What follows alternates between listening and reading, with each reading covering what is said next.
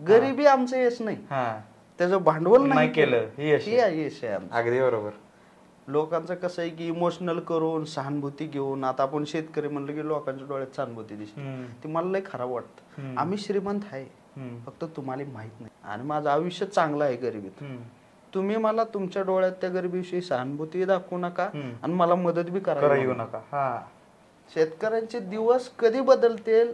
ज्यावेळेस मोप काळी आई आहे सगळे हे ते, ज्यावेळेस प्रोफेशनल होईल शेतकरी, त्यावेळेस शेतकऱ्याचे दिवस बदलतात. आम्ही पुण्याला येत आहोत की पुण्यात नोकरी करायची, लग्न होईल, नंतर गावाकडे जायचं.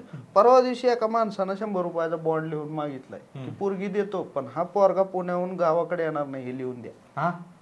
पुराच्या पाण्यात उड्या हाणून बघणं हे काही छंद नाही. आता म्हणजे हे वाटतंय मोब आयुष्य ते छंद नाही. पुराच्या पाण्यात एक जणांना उडी हाणली, त्याचा पाय येईल तर मुडकं पाण्यात बघितलंय मी.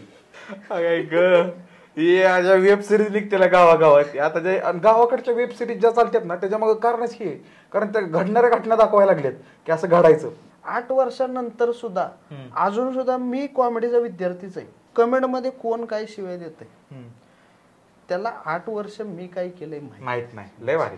बाहेरच्या गावातून हिथं येऊन लोकांच्या सहानुभूतीवर आपली आर्ट प्रमोट केली नाही, हे आपलं यश आहे. बरोबर आहे.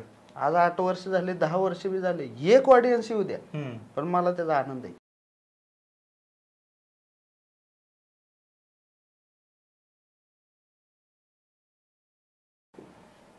नमस्कार मंडळी, तुमच्या सगळ्यांचं स्वागत आहे सौरभ भोसले शोच्या नवीन एपिसोडमध्ये.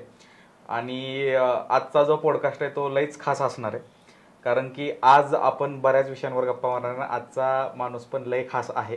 आत्ता तुमच्या अल्गोरिदमवरती काय अक्काच्या रील आल्या असतील, काही मित्रांच्या रील आल्या असतील, आणि त्यामध्ये जो तुम्हाला दिसतोय आणि आत्ता दिसतोय, बट किती वर्षापासून हे स्ट्रगल आहे, किती वर्षापासून ह्या कलेसाठी त्यानं त्याचं जीवन अर्पण केलं आणि तो काम करतोय, हे तुम्हाला आज कळणार आहे. आणि आजचा विषय पण लय बाहेर आहे की आम्ही 90s किडे दोघं, आणि आम्ही जेनझीजकडे बघतोय आणि आम्हाला नंतर कळतं की यार लय काही फरक नाही.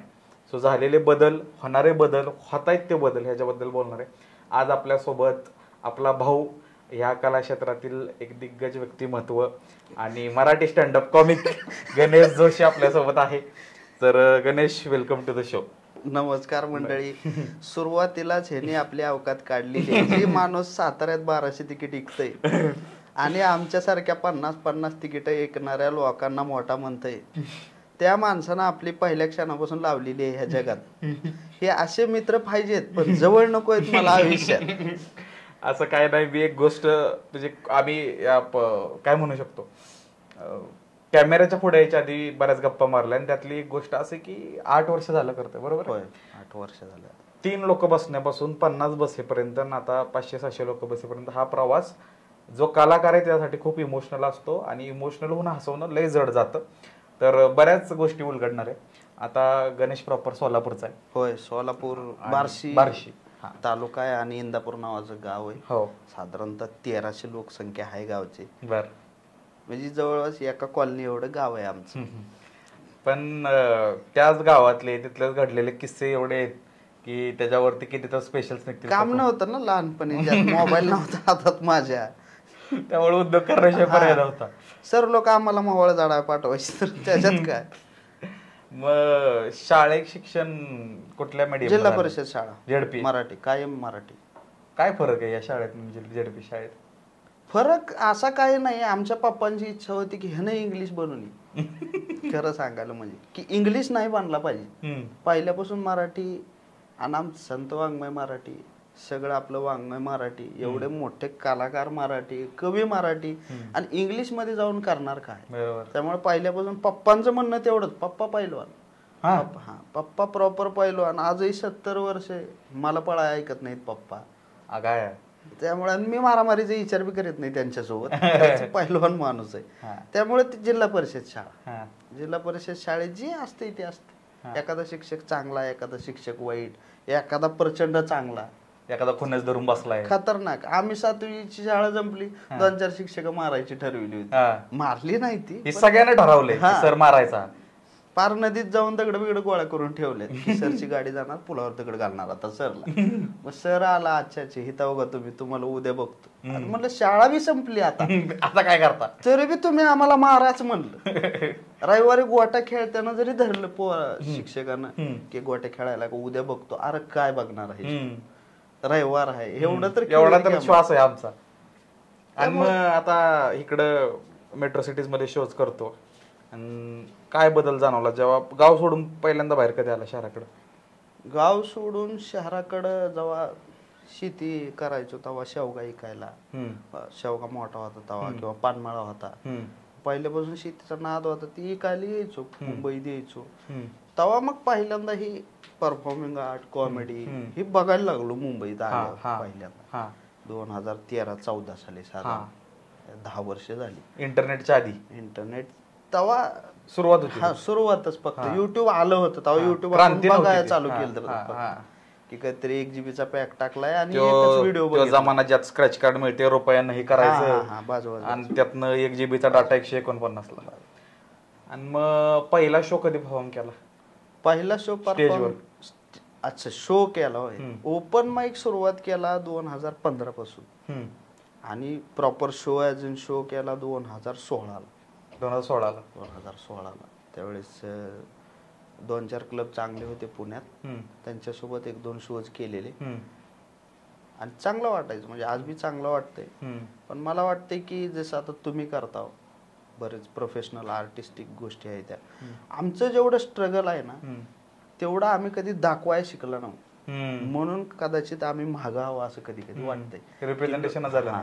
लोकांचं कसं आहे की इमोशनल करून सहानुभूती घेऊन, आता आपण शेतकरी म्हणलं की लोकांच्या डोळ्यात सहानुभूती दिसते, ती मला लय खराब वाटतं. आम्ही श्रीमंत आहे, फक्त तुम्हाला माहित नाही. आज फक्त तुम्ही तो सहानुभूतीचा विषय बनवला, आम्ही दाखवित बी नाही ना कधी. की आता कोणत्या तरी एका पत्रकाराने एकच फोटो काढलेला आहे त्या शेतकऱ्याचा दुष्काळ पडलेला वरती बघायला, साधा सर्व काळ दुष्काळ तर नाही ना आमच्याकडे. ते तसं आहे की तुम्ही आणि आम्ही बाहेरच्या गावातून इथं येऊन लोकांच्या सहानुभूतीवर आपली आर्ट प्रमोट केली नाही, हे आपलं यश आहे. बरोबर आहे. आज 8 वर्ष झाले, 10 वर्ष बी झाले, एक ऑडियन्स येऊ द्या, पण मला त्याचा आनंद आहे. माझी स्टोरी केली नाही की मी लय वाईट ह्याच्यात ना आलो आणि तुम्ही या आणि ही करा, उलट ती ह्युमर न सांगतोय. मला कधीच वाईट वाटलं नाही. माझं स्ट्रगल, माझ्या दृष्टीनं संघर्ष आणि स्ट्रगल ही ह्या जगातले सगळ्यात खोटे शब्द आहेत. संघर्ष कोणी करीत नाही. तुम्हाला जे कष्ट करायचे ते तुमच्या नशिबात आहे आणि ते करावंच लागते. ते काय ज्ञानोबा तुकोबांनी बी केलं, अलेक्झांडरने बी केलं, सगळ्यांनी केलं, ते करणारच हवं आपण, त्यात काय वाद नाही. मी फार काही मोठी गोष्ट करत नाही. जेव्हा मी शेती करत होतो तेव्हा 90% महाराष्ट्रातली पोरं शेतीच करीत होती. त्याला काही वेगळं स्ट्रगल नाही.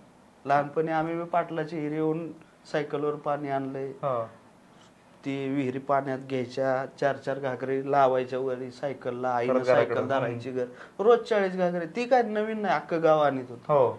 पण त्याचं भांडवल कधी केलं नाही. ह्या बॅकग्राऊंड मधून आलं, आमचं यश आहे, टिकणार बी नाही. आमचं यश आहे ती गरिबी, आमचं यश नाही, त्याचं भांडवल नाही केलं, हे यश आहे. अगदी बरोबर.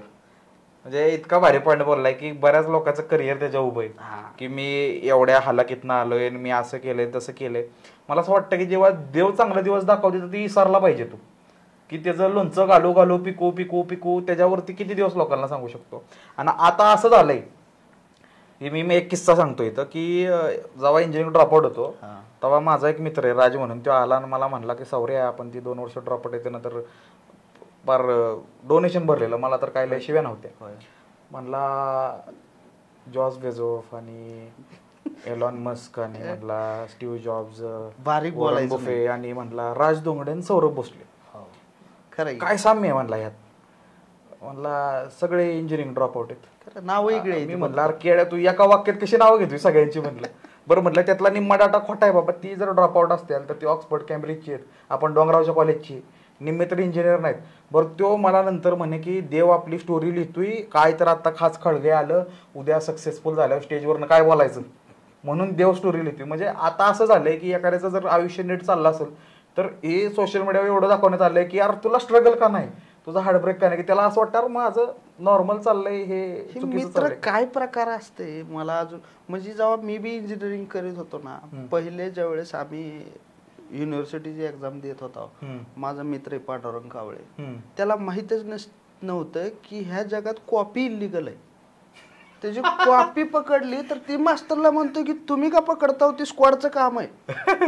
आणि ती मास्तर त्याला म्हणतो अरे मी इन्व्हिजिलेटर आहे. मग ते काम कर ना म्हणे, तू कॉपी का धरायला लागला माझी. त्यानं पेपर घेतला तर ती त्याला म्हणते तू बाहेर आहे तुला दाखवितो. म्हणलं काय प्रचंड माणूस आहे रे. त्यानं तिथून मोठ्या माणसाला फोन केलाय कुणाला तरी, ती माणूस त्याला दाब देतोय आणि त्या मास्तरनं पेपर आणून दिलाय. आता मूड नाही म्हणला लिहायचा पेपर माझा. त्यामुळे ही पांडुरंग कावळे माझ्यापेक्षा चांगल्या मार्काने पास आहे अख्खी इंजिनिअरिंग. अगं बाया, आता मला M4 ला 35 मार्क आहेत, काटावर पास आहेत, 53 मार्क आहेत त्याला M4चं फिलिंग येत नसेल बोला. 53 मार्क आहेत. त्यामुळे ही बारीक न बोलणं ही बहुतेक चांगला गुण आहे. चांगला आहे. नाही, आणि हे म्हणतात ना की over confidence is better than under confidence. काहीतरी घेऊन जाईल घराकडे. ज्याला सगळं येतंय पण तो असा बसलाय त्याकडे कोण बघा ना. आता ह्या गाड्यानं त्याच्या अधिकारावरच हे केलं की तुझं स्क्वॉडचं काम तू का करायला म्हणून. तर हे स्टँडअपचं बी आहे का नाही. जेव्हा पहिल्यांदा पुण्यात यायची इच्छा नाही, गावात राहायची इच्छा कायम, तेव्हा रणजित भोसले नावाच्या मित्रानं फोन केला की तू पुण्याला 2 महिने टाइमपास करायचे आणि काहीतरी होऊन जाईल तुझं. मग मी बी 2 महिने का आलो आजपर्यंत माहित नाही. 2 महिने पुण्यात आलोय आणि त्यानं पहिल्या ओपन माईकला स्वतःच्या गाडीवर बसवून घेऊन गेलाय की ही तुला करायचंय. मला आज बी माहित नाही मी त्या दिवशी का परफॉर्म केलंय ते. मराठीत मी आधी इंग्लिश करायचो. तिथे गेलो वरी परफॉर्म केलं, भारी वाटलं. आता म्हणला तुला नाद लागलाय. त्या माणसानं 3 महिने मेसचा खर्च, माझं रेंट, कपडे लत्ते, येण्या जाण्याचा खर्च सगळं केले फक्त तो स्टेजवर चढा म्हणून. आणि 3 महिन्यानं जेव्हा त्याला कळालं की आता करतोय हा, तेव्हा त्यानं मला जॉब लावून दिलाय आणि स्वतः गावाकडे निघून गेलाय वर्क फ्रॉम होम घेऊन. आणि आलाय तसा इकडे आहे. मी आलोय इकडं, तो आता धाराशिवलाय. बोल अशी कशी आपल्या ह्या पाण्यात गावाकडच्या असं काय आहे की एवढी घट्ट दुस्ती होती त्या विचार बी करा मला काय मिळलं त्यातनं. मिळाय कारण आधीपासून ती जी गरिबी आहे त्यामुळे लय मिळायची इच्छा नाही ना आयुष्यात. लय काही मिळेल अशी इच्छा नाही. आज बी रणजित भोसले दर आठवड्याला घरी जाते, आई वडिलांची विचारपूस करते, काय कमी ना जास्त विचारते, सगळं घेऊन जाते, काय गोळ्या औषधापासून सगळे घेऊन जाते घरी. ती काय ती जी आम्हा घरी धन शब्दांची जरत नाही ना तुकाराम महाराजांचं, ती आपण आहे की आपल्याकडे भांडवल एकच आहे बोलता येत. तुमच्याकडे बी भांडवल तीच आहे, माझ्याकडे थोडं कमी असेल पण तीच आहे की शब्दांची रत्न नाहीत. आणि त्या बॅकग्राऊंड मुळे मला वाटतं की यश नाही मिळेल काही बी होईल पण मजा येते जी जगतोय ती सांगता येत आहे. पप्पांना 2-4 जण माणसं जाऊन भेटली की तुमचा पोरगा चांगला हे लय जोरात आहे. आणि आईला जाऊन पप्पा घरी म्हणते की चांगले कपडे घालायला लागला, लपड बिपड आहे का बघ. काय एक बाप म्हणून हीच आहे का म्हणलं आयुष्यात. एका दिवशी सुशिक्षितपणाचं सांगायला गेलो तर तुम्ही सुशिक्षित माणसं म्हणजे काय म्हणे, नाकातला शेंबूड रुमालात घेऊन खिचाट ठेवणे. आम्ही शाळा शिकला ना, बरं झालं. आता असले जिनियस बापासमोर आपण काय बोलावं, काय बोलणार. जिनियस म्हणजे ती कसं आहे की जेव्हा मी 10वीला 80% मार्क घेऊन आलो त्यावेळेस पप्पाने मला त्यांचे ढाल दाखवली, 10वीला मिळाली. ज्यावेळेस 12वीला 80% मार्क पडले, पप्पाने 81% सर्टिफिकेट दाखवलं. ज्यावेळेस मी पाहिलो आणखी पहिला 250 रुपयाची कुस्ती केली तेव्हा पप्पाने मला त्यांचं स्टेटचं सर्टिफिकेट दाखवले. जेव्हा मी तुकारामांचे अभंग म्हणायला चालू केले तेव्हा बाप्पा उडजार lovely dark and deep Robert फ्रॉस्टच्या कविता म्हणायची. त्यामुळे त्या बापानं असं केलंय की माझ्या पोरांना मला जिंदगीत हरविल नाही पाहिजे. मी ओव्हरवॉचवर राहणारच. ते काय आहे त्यांच्या आयुष्यात की मृत्युंजय 4थीला आणून देणं हातात. 4थीच्या पोराला एवढं मोठं पुस्तक नको वाटतंय तेव्हा. बालमित्र वगैरे पहिलीपासून चालू केलं, मृत्युंजय हे वाच आणि मला ह्याच्यात सांग की तुला पात्र कोणतं आवडतंय. ही जी अप्रोच असते ना एक की जेव्हा 3रीला मी भाषण केलं होतं, पहिलं भाषण केलं सुभाषचंद्रांवर, नेताजींवर, आणि त्यावेळेस 11 रुपये बक्षीस मिळालं होतं मला. ती मी 2019 पर्यंत सांगत होतो मला बक्षीस मिळालं, तेव्हा बक्षीस मिळालेलं आहे, तुम्हाला काय माहितीये म्हणून. पप्पाने कोविड मध्ये सांगितले की मी दिलं होतं ते तुला प्रोत्साहन मिळावं म्हणून. हे असतो जिनियसनेस की इन्व्हेस्ट कुठं करायचंय. पैसे नाहीत आपल्याकडे इन्व्हेस्ट करायला, पण ह्याच्यात काय इन्व्हेस्ट केल्यावर कोणतं पीक निघल हा काय शेवटी शेतकरी माणूस आहे, त्याचा अंदाज चुकत नाही. बरोबर आहे. आणि मग आईचा रोल कसा होता या सगळ्या गोष्टीमध्ये? आई काय आपलं साधा माणूस. हा लग्न झाल्यावर तिला माहित बी नव्हतं 3 महिने पप्पा तंबाखू खात. आईला वाटाय शेंगदाणे टरपल रोज आई शेंगदाणे भाजायची. 3 महिन्याला कळलंय. पप्पाच म्हणले तंबाखू खातो म्हणून. पुन्हा आई म्हणली मग सांगितलं का नाही तू लगीन केलं असतं का. आजकाल अशी कम्पॅटेबिलिटी नाही. अरे ती माणूस काय आहे. एक 93 साली जेव्हा हुंडा घ्यायला जायचा, आज बी गावागावात बघता आपण 9-9, 10-10 लाख हुंडे घेतात. तेव्हा पप्पानी स्वतःचं लग्न स्वतः करून घेतले. हुंडा घेतलेला नाही, काहीच केलेलं नाही, फक्त नारळ आणि पोरगी घेतली एवढंच केलंय. आईला सोनं बी स्वतःहून केलंय पप्पाने. पहिलवान माणूस. ती आई आणि आई कसं की आता एकत्र कुटुंब. सकाळी उठायचं, आपापला स्वयंपाक करायचा, भाकरी बांधायच्या, रानात जायचं. मग 20 वर्ष हेच केलंय. आता चांगले दिवस आल्यावर जेव्हा आई आजारी पडते का, मला कधी कधी वाटते की ती दिवस परत यावे कष्टाचे. की जे कष्ट होतं आयुष्यात, त्या कष्टामुळे बहुतेक आम्ही जगत होतो. चालू होतं काय तर. हा जगत होतो. हे काय हे कष्टाचे दिवस कमी झाले आणि जगायचे बंद झालं. प्रॉब्लेम ती झाला आयुष्यात. आता आई आजारी पडली, तेव्हा आजारी आई पडत नव्हती. जेव्हा काम चालू होतं, जेव्हा आता पप्पांना आजपर्यंत सलाईन नाही, इंजेक्शन नाही. जेव्हा माझं चांगलं झालंय, 2 पैसे येलेत, मागच्या महिन्यात पप्पांना सलाईन लावलं. किती म्हणजे ही एक ती बुमरँग सारखी गोष्ट असते का नाही आयुष्यात, हे मलाही वाईट वाटते त्या गोष्टी. की लोक म्हणतात की श्रीमंत व्हायला पाहिजे, मी म्हणतो नाही, गरिबी माझी चांगली आहे, मला त्याचं भांडवल करायचं नाही आणि माझं आयुष्य चांगलं आहे गरिबीत. तुम्ही मला तुमच्या डोळ्यात त्या गरिबीविषयी सहानुभूती दाखवू नका आणि मला मदत बी करायला येऊ नका. तुम्हाला माहित नाही, लांबून बोलण्यात वेगळी मजा आहे. आमच्याकडे येऊ नका. हीच अपब्रेकिंग हेच आहे, दुसरं काय. बरोबर, मजा आली. आणि मग एकत्र फॅमिलीमध्ये कोण कोण होतं? एकत्र फॅमिलीमध्ये आजोबांचे 2 बंधू, त्यांच्या बायका, वडिलांचे 2 बंधू, पुन्हा चुलत आजोबांचा 1 मुलगा, हे सगळे एकत्र होते. आजोबा कसं होतं? अरे म्हातार म्हणजे काय, म्हाताऱ्यानं बोलत बोलत बोलत जमिनीची व्यवहार केली. त्यांचं काय म्हाताऱ्याचा विषय अवघड आहे बाबा. म्हाताऱ्या जेव्हा मी म्हातारा डाव खेळायला असं जाऊ पत्ते, तेव्हा म्हातारा माझ्या चष्म्यात बघून डाव खेळायचं. हा, आणि ज्यावेळेस 98-99 वर्ष बी जेव्हा गेले आजोबा, त्याच्या आदल्या दिवशी मला आपला विषय संपलाय, तुला जमिनीचं सगळं शिकविलेलं आहे, ह्या जमिनी जाऊ द्यायच्या नाहीत, कोर्ट कचेरीला मागायला हटायचं नाही. आजोबांना सांगितलं. सगळ्या कोर्ट कचेरी शिकविल्यात आजोबांना. ती भारी गोष्ट आहे. आजोबा आजीला तर काय शाळा बी शिकलेली नव्हती, तरी बी आजीला वाचायचं. हा, एक पहिली काहीच नाही, शाळा काहीच नाही, तरी बी आजीला वाचायचं. बघून बघून मोठ्या भावाचा आपल्या बघून बघून शिकली होती आजी. आणि ती बहुतेक ती वारसा आहे सगळ्या जीन्सचा, ब्लड लाईन सगळा. की पहिल्यापासून जरी गरीब असला तरी वाचन, शिक्षण, धाडस आणि कष्ट ही एक सायकल आहे, ती चालली पाहिजे आयुष्यात. ती बहुतेक जीन्स आहेत, ती सगळ्यात आहेत महाराष्ट्र. आणि प्रत्येक घरात आहे. जरा वाईज मागं वळून बघितलं ना, म्हणजे मी आता बघितलंय की जेव्हा लहानपणी पप्पा सांगायचं ना, अरे ती पॅन्ट होती, मग एक दिवस शिरीष घालायचा, मग तो सुनील काका घालायचा, ते नसतील तेव्हा आम्हाला वाटतं जरा हे का सांगायला पप्पा. म्हणजे आम्हाला असं वाटतं की काय आम्हाला चांगलं मिळतंय त्याची जाणीव असं म्हणून सांगते काय. नंतर जसं वय 25 वाटली का, नंतर ह्याच्या आईला ही ह्याचा अर्थ आत्ता कळतोय, बाप का म्हणतो रात्री बसवून का सांगायचा. आणि तेव्हा मम्मी बी नसायची सांगताय. मग ती कळतं की बापा बरं झालेली काय काय कॉन्व्हर्सेशन आहेत ना, ती अशी बसल्या वाटवतात की अरे ही गोष्ट बोललेला पप्पा. मला पप्पा एकदा बोललेला, पहिलं प्रेम नशीब बोलायला मिळतं ना, आपण नशीबवान नाही. मी असं 2 मिनिटं ह्याच्या आईला म्हणजे म्हणायचंय काय म्हाताऱ्याला.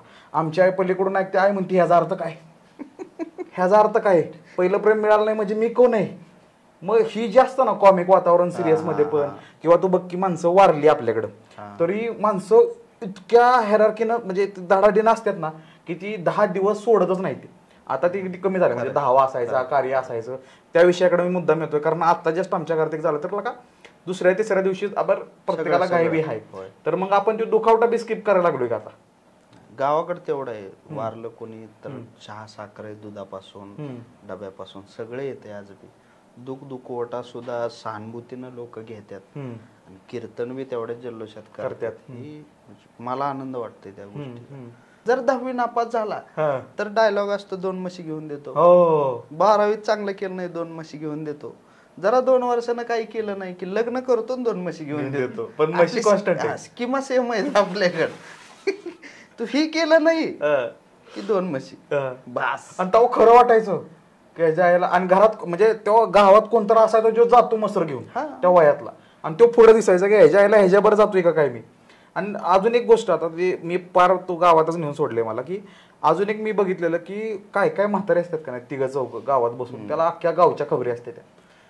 आणि वाईस त्यांच्यापाशी बसलंय की ते अशा गोष्टी उलगडून सांगते आयुष्याच्या की मग आपल्याला वाटतं की अरे हे सार्थकीच लागला माझा जे वेळ होता. अशी होती का तुमच्या गावात? ती बसून बसून एका दिवशी तुमचं लग्न ठरलेलं आहे, समजा सौरभचं लग्न ठरलेलं आहे, मी साखर आणाया दुकानावर गेलोय, एक माणूस आलाय, अरे त्या सौरभचं त्या खालच्या आळीतल्या आशेचं काय लपडं भेटलं का नाही काय की बाबा म्हणला गेला, हे आपल्यापाशी कशामुळे बोलला असेल असं. तर त्या पोराचा होणारा सासरा पुढं पलीकडे उभा, ती येऊन मला म्हणते काय बोलून गेला होते माणूस. म्हणलं मला माहित नाही, मी इथं नव्हतो. ती काय 2 दिवसानं त्याचं लग्न मोडलं. लय वाईट. अरे दारू पिलेली माणसं ह्या माणसाने खासदारांच्या सभेत नेऊन उभा केलं, बोल म्हणून भाषण तुझा आहे आज, आणि तीच वेदेत सुटलंय. हा चावी हीच फिरवते त्या. आणि प्रचाराला बी गेला, तुम्ही प्रचार करते आहे का नाही, तुमच्याकडे पैसे दिलेले माणसाने की यांना खाऊ पिऊ घाल, तुमच्या जवळचे जवळ पैसे संपत नाही तोपर्यंत गाडीतून खाली उतरायचं नाही. हे नियम आहे आमच्या प्रचाराचा. त्या म्हाताऱ्यांचा एक जणाकडे 2.5 रुपये उरले होते, त्यानं खिशातून 2.5 दिलेत जागवा वाहन म्हणून, पण 2.5 बी सोडलं नाही, सोडायच नाही. त्याला बी माहिती कुठला पैसा आहे. नुसतं एक जणानं मटणाचं पीस जास्त घेतलं होतं, तर आमदार साहेबासमोर ते माणूस बोलला होता, काल जरा जास्त झालंय त्याच्यामुळे आवाज निघणं गेलाय घोषणेला म्हणून आज. पीस कमी आलं म्हणून. ही म्हणजे मी तेच म्हणतोय, ही जरी एक ओपन माईकला बसवली ना, ही ही ही कसं म्हणजे एवढं ह्युमर का कुठून भरलंय आपल्या भागात? ती का वेदनेला ह्युमर मधनं सांगते ती? ती काय ते असते suffering plus time is equal to comedy. ती इक्वेशनच आहे ती. आणि त्याच्यात ह्यांचं कसं आहे की ह्यांना नाही ती काही काम बसून बसून. आता एका जणानं काय केलं होतं आमच्यात, तुमचं रेशन दुकान आहे की नाही, तुमच्याकडूनच 200 रुपये घेतलाय जरा बार्शीला जाऊन आलो म्हणून, आणि तिथं जाऊन तुमच्या विरुद्ध RTI टाकला. त्याच्या पैसे घेऊन त्याच्यावर. आणि तहसीलदार साहेबांनी बोलवलाय तुम्हाला, तुम्ही मध्ये जाऊन बसल्यावर कळायला की गणेश 200 रुपये घेऊन गेलाय माझ्याकडून आणि माझ्यावर तक्रार दाखल करतोय. तहसीलदार साहेब म्हणते तर ही ओळखीच आहे का तुमच्या? मला आता 200 रुपये घेऊन गेलाय हो. मला राखेल नीट वाटत नव्हतं आणि रेशन वाटत नव्हतं, तक्रार टाकली मला.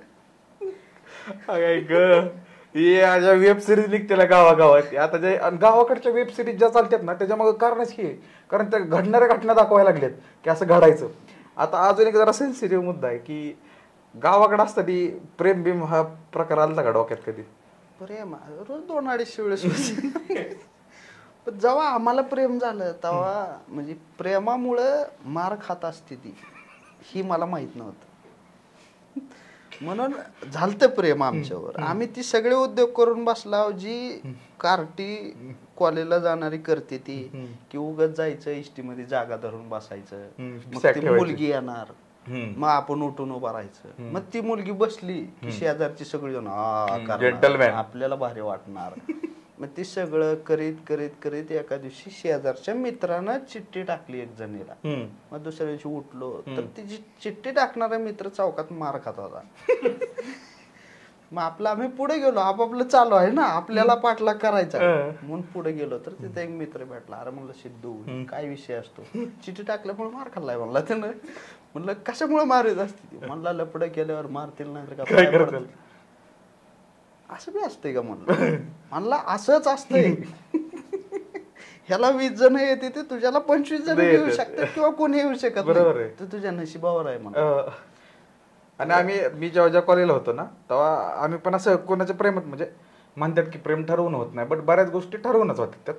तर आम्ही बघायचो की त्या पोरीच्या घरात किती भाऊ किती काक सगळी आली तर आपलं जुळेल का कुठं, म्हणजे श्वास मिसल का कुठं, धागे दोरे आहेत का आपली पाहुणे रावळी आहेत का. आणि ही कॅल्क्युलेशनचं प्रेम हे 90चं होतं. आणि असं मग म्हणू शकतोय का की आपल्या वेळी जेव्हा प्रेम व्हायचं ना तेव्हा आपण आधी चेक करायचो की हे सक्सेसफुल व्हायचे चान्स किती आहेत. आणि आता जरा बदल झाला, आता म्हणतात झालं तर झालं, येऊन तरी बघू रिलेशनशिप मध्ये. नाही आपलं म्हणजे लगीन, हा मांडवात डायरेक्ट आपलं म्हणजे ठरलेलं. रानात मांडव टाकायचे, गुलाबजामुन टाकायचे, मारुतीत आणून दारू ठेवायचे, पोरांना पाजायचे, संपला विषय. ते म्हणजे रॉयल प्रेम आपलं, काय वाद नाही. आपल्याला हिज्या संघच लगीन करायचे बास. आणि पळून बी गेलेत आमचे मित्र. एक तर पळून गेला होता आणि मला फोन करून सांगितलं पळून गेलोय म्हणून. ठीक आहे, मग कॉलेजवर बसलो होतो, अशा 4-5 गाड्या आल्या, एक जण उतरला, त्यातून 10-12 जण मागून उतरली. ती येऊन मला म्हणते गणेश जोशी माहिती आहेत का हो म्हणलं तुम्हाला. होय म्हणलं, हॉस्टेलवर 153 रूम मध्ये राहते म्हणलं, जावा. ती गेला निघून, चला रे म्हणलं, ही मारायला झाली ती म्हणलं आपल्याला. तिथून पळून गेला. 8 दिवसांनी त्यांचं लग्न झालंय. तर लग्नात मित्रांनो ओळख करून दिली त्या भावासोबत नवरीचे, ही गणेश जोशी. मला तुम्हीच होता का नाही त्या दिवशी. म्हटलं किती मारलं असतं त्या दिवशी. पण 8 दिवसात तेव्हाच आता बुद्धी खायला घालते. ही आपल्या प्रेमाचा मुद्दा काय होता की आपल्या प्रेमात नाती जपण्याची जास्त ओढ होती. तिचा बाप बी असेल, तिचा भाऊ बी असेल. तर कांदा मागाय आला तर मी एक ठिकाण कांदा दिले, काय सांगायचं तुम्हाला. माझे पप्पा युट्यूब बघत नाही त्यामुळे मी बोलू शकतो. मोठा मोबाईल बी नाही त्यांच्या, हिशोबच लावला. हा मी दिला एक ठिकाण कांदा दिल्यात, सगळं करून बसला. त्यामुळे नातं जपायचं जी गोष्टी असतात का ती शहरात येऊन कमी का होत्यात. कारण शहरात कसं झालंय की शहरात तुम्हाला ऑप्शन जास्त झाले सगळ्या गोष्टींचे.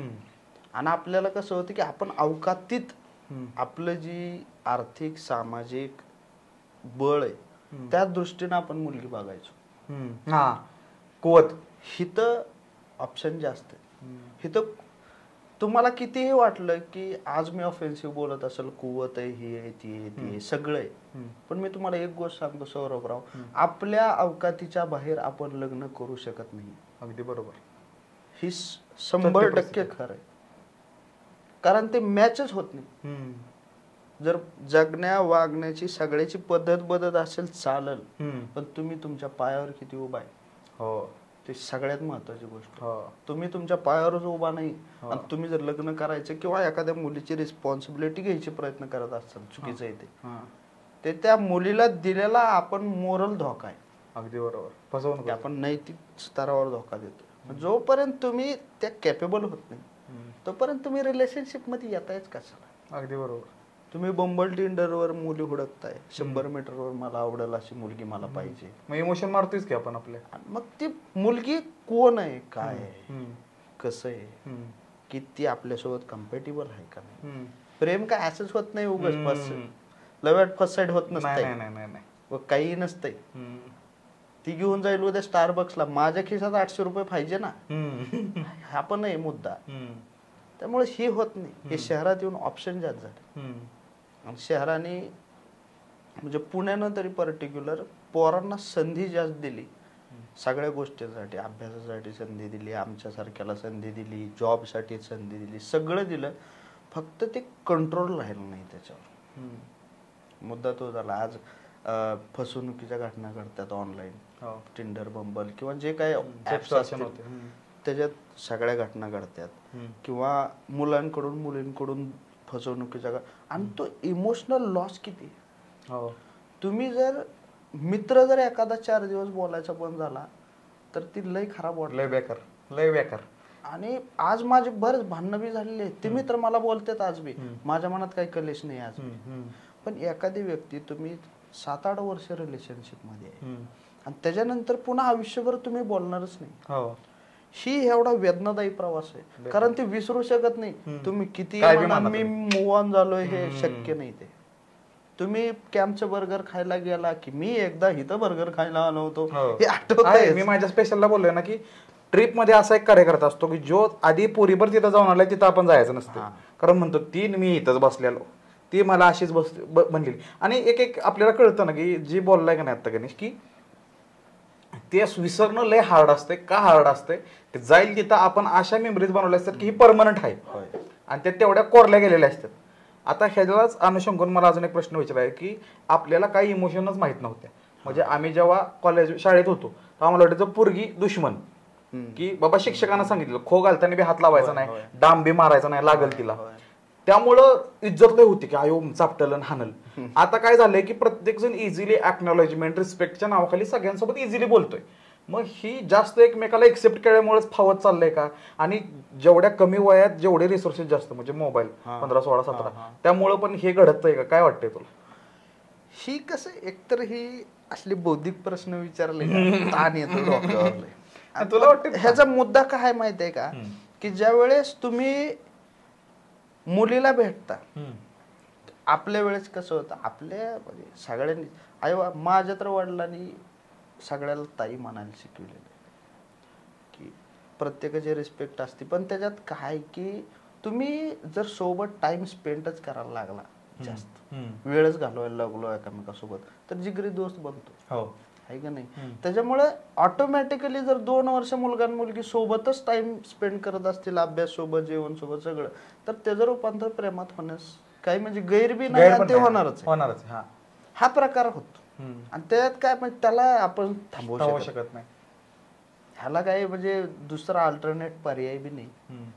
आणि त्या प्रेमात माणूस, आणि आपल्याला नाद बी जास्त आम्हाला आहे, ठीक आहे, त्याच्यात काय वादच नाही. जेव्हा मुलगी बोलते तेव्हा बुडबुडे येतात बाबा. अजून आता 30 वर्ष झालेत, माझा तर टाइम बी संपलाय, पण तरी मजा वाटते.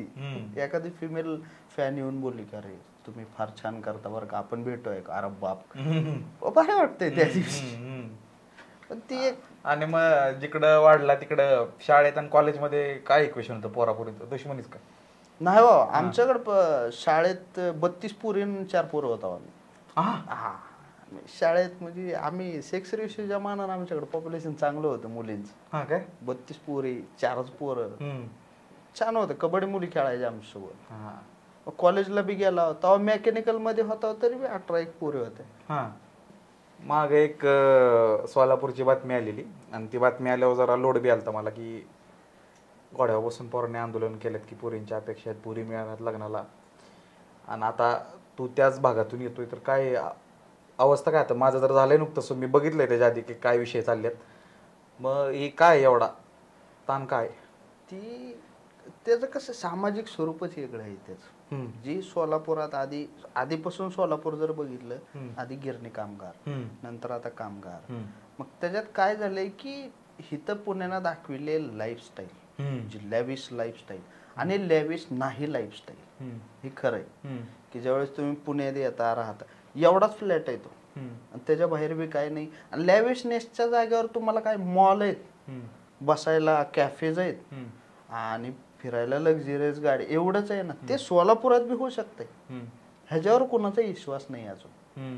मुद्दा तो सामाजिक स्वरूप जी बदलत झालंय ना, की ज्यावेळेस समजा एखादा क्लब आहे आणि 4-5 पोरी असताना तो रील टाकतो, मला त्या क्लब मध्ये जावं वाटणं साहजिक आहे.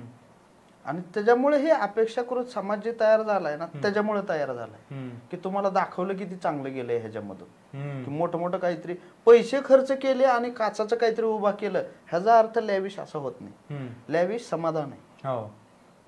सोलापुरात माझं एखादं छोटस दुकान आहे, महिन्याला दरमहा मी 30,000 रुपये कमवतो, ह्याचा अर्थ छोट्याशा गावात 30,000 डोक्याच्या पुढची रक्कम आहे. जेव्हा वेळेत ही लोकांना कधी कळणार आहे? त्याच्यावरही स्वरूप आहे. आज जी पोरं म्हणतात की लग्नाला पोरी मिळणार, ही मिळणार, ती सगळ्या पोरींना जर पुण्याचाच नवरा करायचा असेल तर आम्ही काय करावं? मग आम्ही पुण्याला येतो की पुण्यात नोकरी करायची, लग्न होईल, नंतर गावाकडे जायचं. परवा दिवशी एका माणसानं 100 रुपयाचा बॉन्ड लिहून मागितलाय की पोरगी देतो, पण हा पोरगा पुण्याहून गावाकडे येणार नाही, हे लिहून द्या. आणि गावाकडे काय यायचं नाही, पुण्याला राहणार म्हणून पोरगी देतोय ना तुला. क्रायटेरिया तो आहे की पुण्यात नोकरी पाहिजे, पुण्यात रेंटेड पण चांगला लॅविश फ्लॅट पाहिजे आणि माझ्या पुरीला सुखसोयी पाहिजे आणि मुलगी म्हणून ती डिझर्व पण करते, आनंद आहे. पण तिला जर विचारलं तू जॉब करणार का, ती जर नाही म्हणली तर मग हे दोन्ही कोण असाय पाहिजे ना. अगदी बरोबर आहे का नाही. सगळं मोप टॉक्सिक मॅस्क्युलिनिटी म्हणा काय नाही याला या आता शब्द आले तो आमच्याकडे काही म्हणा. कारण जर माझा बाप सकाळपासून संध्याकाळपर्यंत मरणाचं रानात काम करत असेल तर आईला स्वयंपाक करायला आनंदच वाटतो. हो, त्याच्यात काय वाद नाही, कारण तिला रानात जावं लागत नाही. हे कधी समजणार आहे समाज. मग घेऊन गेले, आम्ही होतो त्या मोर्चामध्ये. जिल्हाधिकारी साहेब 2 मिनिटं कन्फ्युज होते स्वतः. मला 2 मिनिटं वाटलं त्यांना विचारावं तुमचं तरी झालंय का, तुमचंच जर झालेलं नसेल तर आमचं कॉम्पिटिशन मोठं आहे ना सर. हा, मग आम्ही आत्महत्या करण्याचा पर्याय का राहतो आमच्याकडं, तुम्हाला मिळेना मग तुम्ही आमच्याकडून या. ते मुद्दा तो की जर IAS ऑफिसरला जर असं असेल की मग IAS ऑफिसर तुम्ही मुंबईलाच पाहिजे, लाच जास्त मिळाली पाहिजे तुम्हाला, हे क्रायटेरिया त्यांना लावल्यावर कसं वाटेल. मग मुलगी बी मला उपजिल्हाधिकारी तर पाहिजे का नाही. तो पण आहे सामाजिक जी एक विस्थापन झालेलं आहे पुण्यात मुंबईत इकडं तिकडं, की लोकांना कन्व्हिन्स केलं गेलं की पुण्यात भविष्य, मुंबईत भविष्य आणि जे आहे. पण त्याचा अर्थ असा नाही की गावाकडे भविष्य नाही. आमचा प्रसाद साहेबांचा नावाचा मित्र आहे, त्यानं ठरवून शेतीत उतरलेला आहे. MPSC पास झाला होता, 1 वर्ष नोकरी केली, सोडून दिली, ठरवून शेतीत आला. आमच्या तालुक्यात ड्रॅगन फ्रूटची शेती करणारा पहिला माणूस आहे. आमच्या तालुक्यात ज्यावेळेस सोयाबीन 4 गन्न फवारणी करायचे त्यावेळेस त्यानं ट्रॅक्टरला मी आणि त्यानं डिझाईन करून 20 गनचा फवारा केला होता. अर्धा एकर आम्ही 15 मिनिटात फवारणी करतो. नाही ना. आणि त्यावेळेस उत्पन्न 1.5 उतारा पडला आमच्या वेळेस. आणि कांद्याला तर किती 2-3 एकर कांदा होता, 200 रुपये किलोनं कांदा गेला. पैसे हे सांगणार कोण. असं बी आहे ना की इन्व्हेन्शन आहे, पैसे आहेत. आणि असं नाही की 3000 स्क्वेअर फुटाचं घर आहे प्रसाद जायला. मला असं वाटतं की ज्या प्रकारे आपण हे घडते ना पटपट, अजून 5 वर्ष थांबलं ना शेतकऱ्याला लाईन लागेल पोरींची. नाही होत तसं, नाही होत तसं. ही चुकीची संकल्पना आहे. नाही होणार. माणूस तुम्हाला काय वाटतं, तुम्ही साताऱ्यात कायम राहताल का? हा, आता कसं वाटतं बोलल्यावर, मी सोलापुरात किंवा गावात जाऊन राहीन का राहत ना आपण. ही प्रॉब्लेम ती आहे की आपल्याकडे विस्थापन जे आहे, स्थलांतर जे आहे ते कायमचं व्हायला लागलंय. सगळ्यांना पुण्यात, एकदा तुम्ही पुण्यात फ्लॅट घेतला की तुम्ही इथले झाला, कारण EMI आहे. ते स्थलांतराचा मुद्दा तो आहे की स्थलांतर कायमचं आहे. आता मी आणि तुम्ही भरी परफॉर्मिंग आर्टचे असाल, आता मी जाऊन शेतीत ज्वारी काढायला थांबू शकतो का, हे प्रश्न आहे. किंवा तुम्हाला जर म्हणलं की जाओ ऊसात काम करा, तुमच्या मनाला करचाल मजबुरीत, पण दळमळल का नाही 2-3 दिवसानं मन, ती सत्य आहे. अगदी बरोबर. शेतकऱ्यांचे दिवस कधी बदलतील, ज्यावेळेस मोप काळी आई आहे सगळे हे ते, ज्यावेळेस प्रोफेशनल होईल शेतकरी, त्यावेळेस शेतकऱ्याचे दिवस बदलतील. ॲज अ शेतकरी म्हणून माझा अनुभव तीच आहे की लोक म्हणतात हमी भाव पाहिजे, बाजारपेठा सुधारल्या पाहिजे, सगळं सुधारलं पाहिजे, हे सुधारलं पाहिजे. शेतकऱ्याच्या बाजूनं कोणी विचार करणारा माणूस नाही. बाजारपेठ सुधारली पाहिजे, बाजारपेठ थर्ड पार्टी, हमी भाव थर्ड पार्टी आहे, एज्युकेशन थर्ड पार्टी आहे की नाही. शेतकरी एका बाजूनं कसा प्रोफेशनल झाला पाहिजे हे कोणी विचार करीत नाही. त्याच्यामुळे शेतकऱ्यांचे वाईट दिवस थांबणार नाहीत. किती तुम्ही काही कष्ट करा, काही करा, त्याला इलाजच नाही, कारण त्यांचं जीवनच थर्ड पार्टी आहे, दुसऱ्याच्या हातात. मी सांगताना बी सांगतो का नाही माझ्या ह्याच्यामध्ये की शेतकरी म्हणून आम्हाला गरीब ठेवलं गेले, सांगून हाय म्हणून. हा, वर्तमानपत्रात दुष्काळाची चित्र गरीब, गोष्टींमध्ये लहानपासून शेतकरी गरीब, आजपर्यंत दुष्काळ आला, पाणी आलं, हे आलं, ते आलं, सहानुभूती म्हणून शेतकरी. सहानुभूती, त्यांचं भावना आणि एक सामाजिक खच्चीकरण कायम जगानं शेतकऱ्यांचं केलंय. हे प्रश्न भारतात नाहीत, सगळ्या जगात आहेत. सगळं खच्चीकरण श्रीमंत माणसाने किंवा मी म्हणतो की जी माणसं सत्तेत होती, ज्या माणसांकडे पॉवर होती, जी माणसं वरचढ होती, त्या माणसाने आम्हाला गरीब ठेवलं हेतुपुरस्सर शेतकरी. त्यामुळे बदलत नाहीत दिवस. शेतकरी गरीब राहिला तरच सत्तेतली माणसं सत्तेत राहतात. श्रीमंत राहिला की तो रेबेल होतो आणि सत्ता उलटवतो. हे वोट बँक आहे फक्त. कसलं भारी बोलला. हे तुम्हाला माहित नाही अजून, कारण हे सामाजिक ती राजकीय समीकरण असतात. माणूस श्रीमंत झाला की माणूस स्वतंत्र विचार करायला लागतो. वा, हा प्रॉब्लेम आहे. भारी, लय भारी. बरोबर, रिबेलियन भावना येते की मी त्या लेवलला आलेलो आहे आता का नाही मी चॅलेंज करू शकत. खूप भारी. या गोष्टीचा मी कधी विचार नव्हता केला तर खूप भारी. आता अजून एक, तू जेव्हा बोलतोय ना सगळ्या गोष्टी, तेव्हा मला अजून 2-3 गोष्टी, म्हणजे मला गावाकडचं खूप गोष्टी आठवायला लागल्या की अशी बी काही पोरं आहेत की जी शिकून इकडे माघारी गेली, दुकानं टाकली किंवा शेतीतला माल काढला ना की तिसऱ्याकडे जात नाही, ती तिथंच लावते, ती कलिंगड ही ती आणि निघतात भरपूर. तर मग ही पोरांकडून होप असते, हायच की आपल्याला की जातात. होप कायम आहे. कोरोना काळात स्कॉर्पिओनं पाव विकल्यात पोरांनी. स्कॉर्पिओ मधून उतर, पाव घ्या पाव. काय होप असतेच, पण ती होप किती पर्सेंट आहे? तुम्ही एक त्रयस्थ माणूस म्हणा, तिराईत माणूस म्हणून सांगा की होप किती पर्सेंट आहे? मी कितीही निगेटिव्ह बोलतो असं वाटत, निगेटिव्ह नाही, त्यात काय सत्यच आहे, ती प्रॅक्टिकल आहे. आणि हे पचवणं का अवघड आहे, कारण की जो बघेल किंवा जो ज्या अवस्थेत आहे त्यानं हे भोगलं नाही, त्यानं बघितलं नाही. आता आमच्याकडे पाऊस पडला होता, एखादा जोरात पाऊस पडला आणि पीक खराब झालं, हे झालं. एक जणांना ते वार्ताहर होता, त्यानं म्हणला तुमचं एवढं नुकसान झालंय, म्हणला ह्याला कोण जबाबदार? सरकार जबाबदार का? म्हणलं नाही, पाऊस जबाबदार ना. म्हणला मग पाऊस एवढं नुकसान झालंय, मग सरकार मदतीची अपेक्षा. म्हणलं सरकारनं जर पाऊस पाडलेला असला तर मग सरकार जबाबदार, त्यानं मदत करावी माझी. त्यानं माईक बंद करून विचारलंय मला, अहो तुम्हाला अनुदान नकोय का? म्हणला तू काळजी करू नको, म्हणलं मी कालच फॉर्म भरून आलोय, तुला जिओ टॅग माहित नाही आजपर्यंत, तू नको सांगू म्हणलं मला. तू म्हणलं तिथं बांधाच्या खाली उतरणं गेला, मी गमबूट घालून मध्ये उभा आहे म्हणलं, तू मला नको सांगू. ती पाहिजे आयुष्य, की शेतकरी म्हणून मी माझा रुबाब पाहिजे, त्यात काय वाद नाही. दुसऱ्यानं आपल्याला सांगितलं नाही पाहिजे, दुसऱ्याची सहानुभूती नाही पाहिजे. आपण माणूस भारी, आम्ही श्रीमंत आहेत, तुम्हाला माहित नाही. माझं म्हणणं पहिल्यापासून तेच. अगदी बरोबर. अजून एक आहे की आता थोडस अजून एका वेगळ्या विषयाकडे मला यायचं की तुझ्या कपाळाला पण टिळा आहे आता, मग तू देव करतो, स्पिरिच्युअलिटीवर विश्वास आहे प्रचंड. त्यात काय वाद, लहानपणापासूनच त्यात काय वादच नाही. मी कोल्हापूरच्या लक्ष्मीला पहाटे 3 वाजता आलोय एकटाच.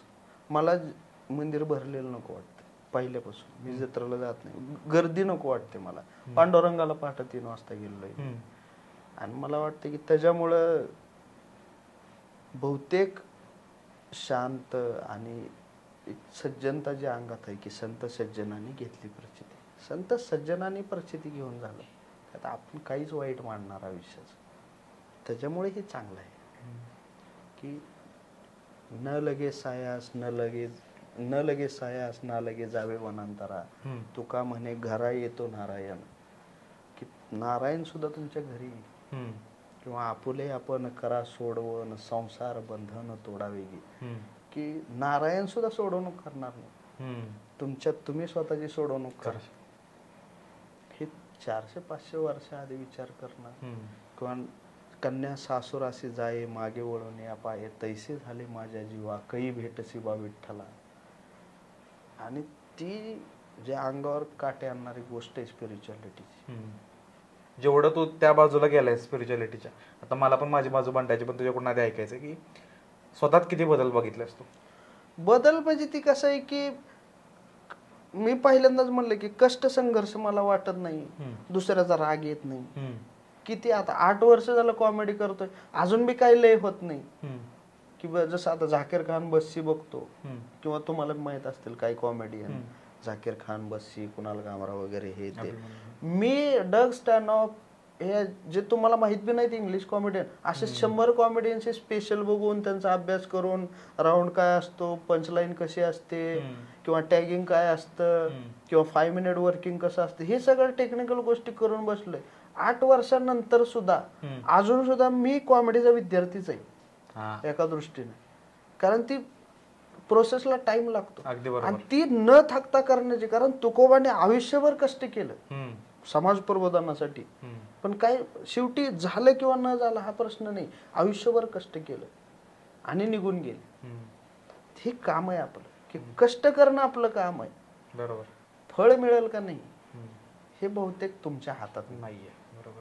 आणि जरी नाही मिळालं फळ, समजा उद्या जाऊन माझं कॉमेडीत काहीच नाही झालं आणि समजा माझ्यासोबत साहिल करतो, साहिल फार मोठा माणूस झाला माझ्या, किंवा इतका प्रचंड झाला की त्यानं मेडिसन स्क्वेअर गार्डनला शो लावला आणि तिथं जाऊन जर ती कुणाला तरी एकदा म्हणलं की ही सगळं गणेश भाईमुळे, काटा आला, त्याला काय म्हणजे ती आपली स्पिरिच्युअलिटी की सगळ्यामध्ये देव आहे, सगळ्यामध्ये पांडुरंग आहे.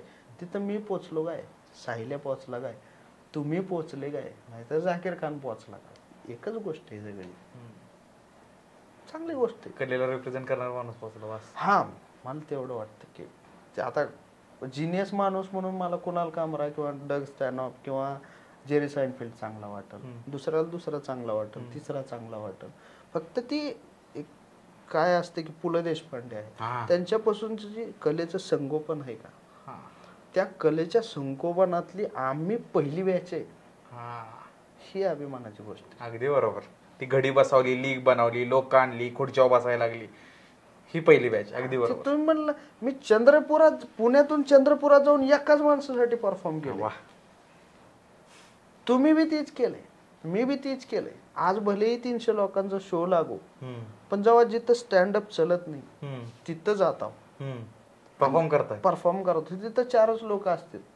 आता एक किस्सा आहे, ज्यावेळेस ओपन माईक सुरू केले, माझी आणि रक्षण हिंगणेकर म्हणून माझा मॅनेजर आहे, त्याची माझी ओळख नाही. मी त्या दिवशी चांगलं केलं, तो म्हणला आजपासून मी तुझा मॅनेजर, ओळख सुद्धा नाही, आजपासून मॅनेजर. आज 6 वर्ष झालं मॅनेज करतो तो. वा. आजपर्यंत ज्या दिवशी मी भाडेपामध्ये साईन झालो त्या दिवशी त्यानं जॉबला गेलाय. म्हणजे 5 वर्ष त्यानं माझ्या मागच्या आयुष्याची राखरांगोळी केल्याने केली. त्याच्या आई वडिलांनी सांगितलं की काय करतो, नाही हा माणूस करील, ही त्याचा विश्वास, ही पांडुरंग आहे माझ्यासाठी. की 5 वर्ष तुम्ही मित्रासाठी घालवताय, स्वतः नॅशनल अवॉर्ड विनर सिनेमॅटोग्राफर आहे तो, तरी सुद्धा 5 वर्ष त्यांना घालवले. आणि 5 वर्षानंतर आता जेव्हा त्यांना मी चांगलं करायला लागलो तेव्हा जॉबला लागलो. माझ्या अंगावर अजून काटा. मी हेच सांगत आलो, खूप लोकांना याचा विश्वास बसत नाही की तुमच्या आयुष्यात असा व्यक्ती जो असतो ना, ज्याला तुझं भारी झाल्यावर तो म्हणतो आईच्या गावात काय यार कसलं भारी, म्हणजे आपल्याला त्याचा आनंद असतो ना, 1% बी नसतो, त्याला एवढा आनंद असतो आणि त्याला ते दिसत असतं ना की तू हितायस. अशी माणसं लाभणं म्हणजे तुम्ही बरोबर वेळेनं चाललंय. ही सुद्धा प्रेडिक्ट केलेलं होतं ना की एक दिवस सौरभ भोसलेचा फोन येईल तुला. खरंय, इमानदारीनं एक दिवस भाडेपाचा फोन येईल तुला, ही भाषा तुझी USP बनल, ही त्यानं प्रेडिक्ट केलेलं आहे रक्षण हिंगणेकर की तो जळगाव. असं म्हणू शकतो का की आपण आपल्या आयुष्यात काही लोक असतात ते आपल्याला आपल्यावर लक्ष नसतं तेवढं त्यांचं आपल्यावर लक्ष असते. ती पोरगी असतं लग्नच केलं असतं.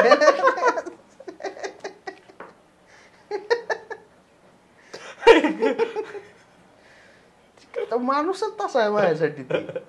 प्रत्येक एक तरी दोस्त असतो, हा डायलॉग मारलेला आहे, भावा तू जर पोरगी असताना तू त्याबरोबर लग्न केलं असतं. अहो 30 रुपये होते एका दिवशी खिशात, आणि बानेरलाच आम्ही कात्रला राहायचो, बानेरला एका शोला यायचे, आणि गाडी 30 रुपयाचं पेट्रोल टाकून हितवर आला, कारण हिथं जेवण मिळणार होतं. हिथं जेवलो, शो केला, एका माणसाने खिशात आणून 200 रुपये टाकलेत की चांगला करतो करीत राहा म्हणून, त्याचं पेट्रोल टाकलंय आणि त्यानं माघारी गेला. ती माणूस पांडुरंग आहे आमची. ही स्पिरिच्युअलिटीची ताकद आहे की तुम्हाला हार मानायला भाग पडत नाही, तुम्ही हारत नाही, तुम्ही दमत नाही, बरोबर, तुम्ही कुणाला रागवत नाही. अगदी बरोबर. कारण तुका म्हणे हेचे आश्रमाचे फळ परमपद बळ वैराग्याचे. आणि मी त्यालाही म्हणलंय शेवटला की शेवटचे विनवणीचे अभंग जे आहेत ते आम्ही लिहून ठेवले आहेत आमच्या पहिल्यापासून आमच्या जवळ ते, की ह्याला विसरायचं नाही.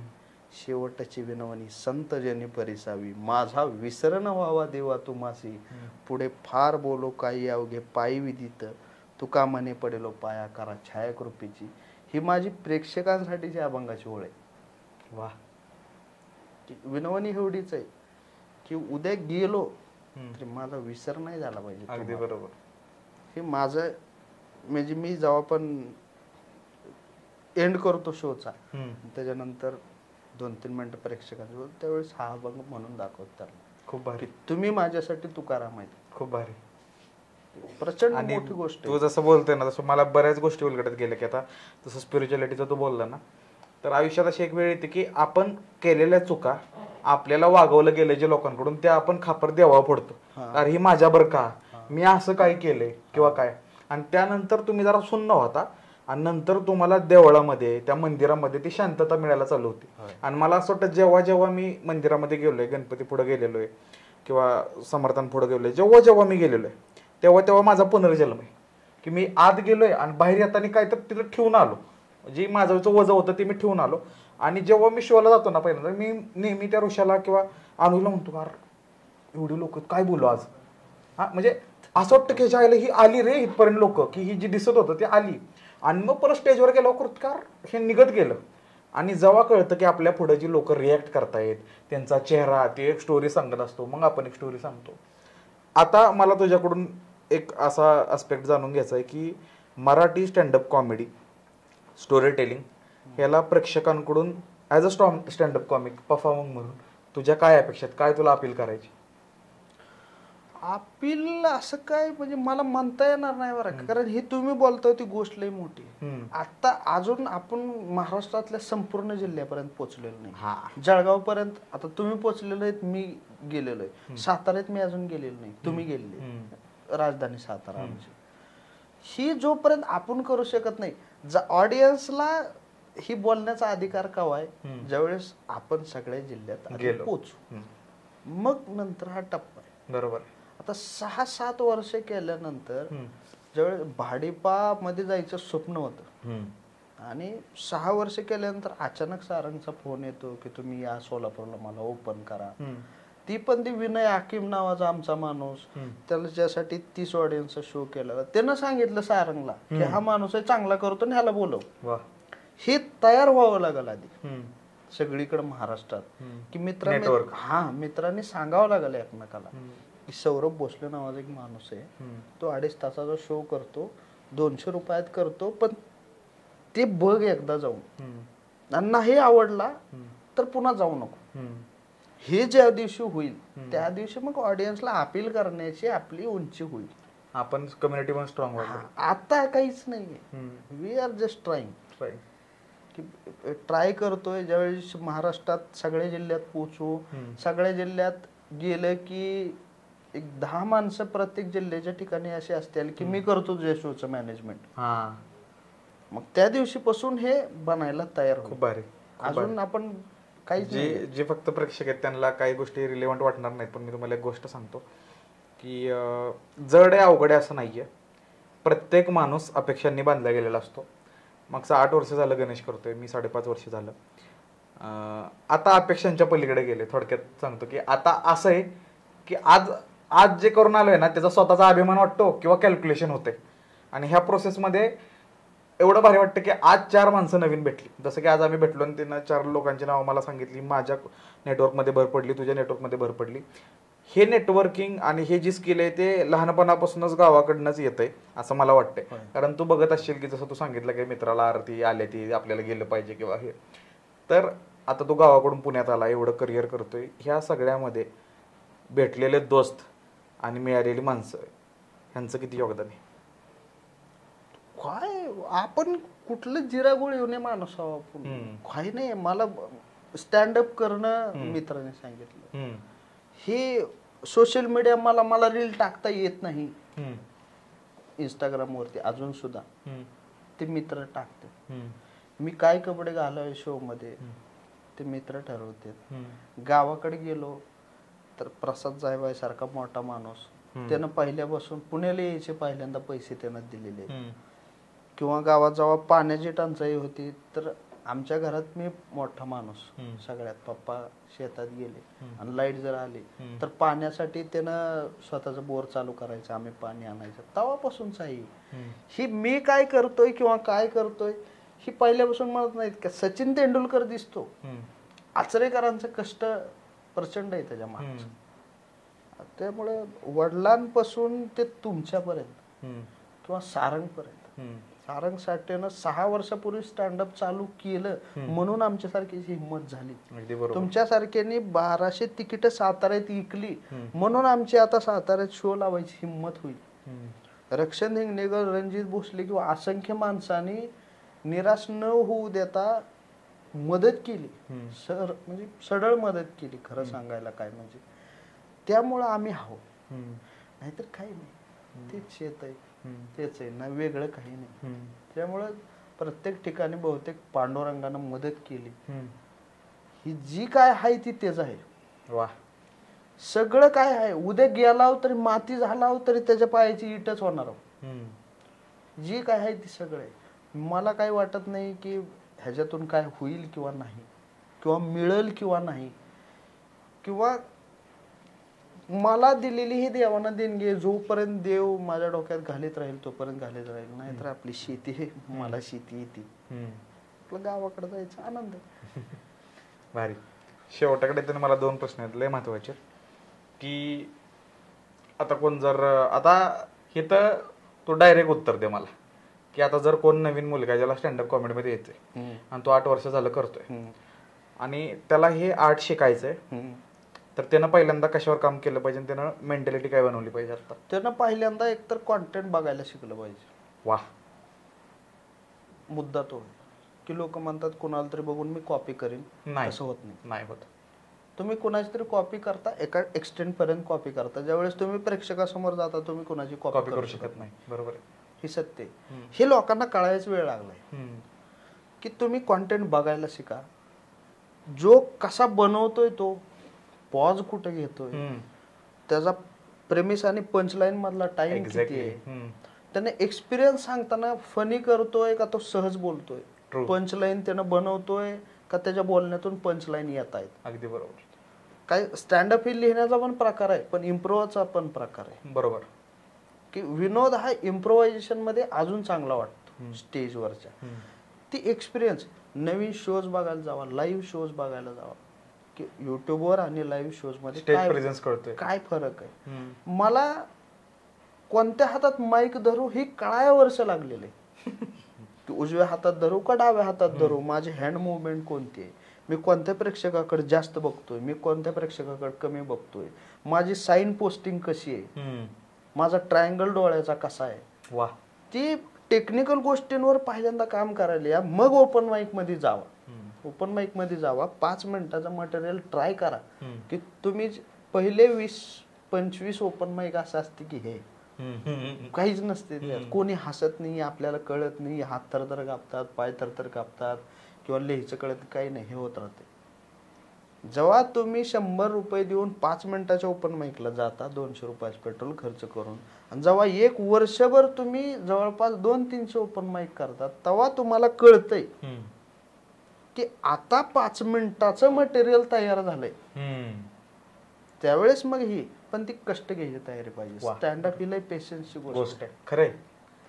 आणि अजून एक क्वेश्चन ऍड करतो, की कधी कोणतर हेट कमेंट किंवा ट्रोल करतं, किंवा असं बोलून जातं की ज्याला आपल्या आयुष्यातलं परसेप्शन नसतं, आता ह्याच्या पलीकडे आलं आपलं वय पण, तर मग ते बॉदर करतं का, कसं घेतो? मी त्याला एका वेगळ्या अँगलनं टाकलंय माझ्या इंस्टाग्रामवर, की ज्यावेळेस बऱ्याच लोकांनी कमेंट टाकलेले आहेत माझ्या ह्याच्यावर, की कॉमेडी चांगले असेल नाही माहित नाही, पण मला तो आवडत नाही, किंवा मग की काय आता एक जणांमध्ये कमेंट टाकली होती की हसायचं असतं का. मी त्याला काय टाकलेलं आहे खाली, की जोक आवडला नाही का सोडून दे, मी अजून चांगला जोक लिहितो, पुढच्या वेळेस कमेंट कर. की होऊ शकते एखाद्याला जोक आवडू पण शकत नाही. अगदी बरोबर. त्याच्यात काय म्हणजे ह्युमन नेचर आहे. नाही आवडल्याबद्दल आपल्याला वाईट वाटायची गरज नाही. त्यानं कमेंट मध्ये कोण काय शिवाय देते, त्याला 8 वर्ष मी काय केलंय माहित नाही. लय भारी बिचाऱ्याला.